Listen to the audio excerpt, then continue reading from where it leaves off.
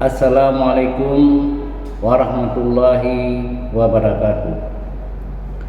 Pemirsa di mana saja berada, kali ini saya akan membahas tentang bagaimana adat Pesiju itu sendiri, di mana kita ketahui bahwa adat Pesiju ini banyak sekali pro dan kontra di kalangan masyarakat Aceh. Baik, saya akan membahas prosesi Pesiju penepung tawar sudah lama dipraktekkan dalam internal umat Islam di Aceh. Bahkan perbuatan Pesiju ini sudah menjadi turun-temurun yang dilestarikan dari generasi ke generasi lainnya. Meski demikian, Pesiju masih ada pro dan kontra dalam masyarakat Aceh. Ada sebagian kelompok muslim menganggap sebagai perbuatan bid'ah, dan ada pula yang mengatakan sebagai perbuatan mubah. Kelompok muslim yang menganggap sebagai perbuatan bid'ah telah mengundang kontroversi dalam masyarakat Aceh. Karena itu kita anggap masalah Pesiju ini sungguh penting untuk dikaji dan ditelusuri.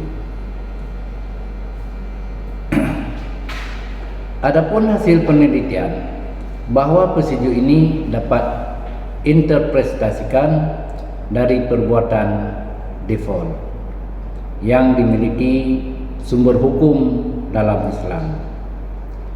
Dengan demikian, Pesiju merupakan perbuatan yang baik dan hukumnya mubah. Nah, bagaimana tradisi Pesiju di dalam masyarakat Aceh dan nilai-nilai religi di dalamnya? Masyarakat Aceh yang terkenal dengan masyarakat Serambi Mekah. Dalam kegiatan sehari-hari tidak terlepas segala perbuatan dan tindakan dari nilai-nilai syariat Islam. Kanun Aceh masa lalu, masa Sultan Iskandar Muda, yang menjadi pegangan masyarakat Aceh, baik dalam bentuk adat istiadat dan budaya, juga diwarnai dengan nilai syariat Islam. Salah satu tradisi itu adalah Pesiju atau tepung tawar. Dalam tradisi ini, pemuka agama menaburkan tepung tawar kepada jamaah atau hadirin yang menghadiri upacara ritual tersebut. Pada zaman Indatu dulu memang sudah menawarkan dan menanamkan pada generasi selanjutnya nilai-nilai syariat Islam melalui Pesiju ini. Pesiju ini sudah dilakukan oleh para ulama-ulama sejak masa lalu. Hal dilakukan selanjutnya, tepung tawar yang dipercikan menggunakan beberapa tanaman yang telah diikat menjadi satu, biasanya terdiri dari daun pesiju, nalin sambu, bibit pinang, dan beberapa jenis tanaman lainnya.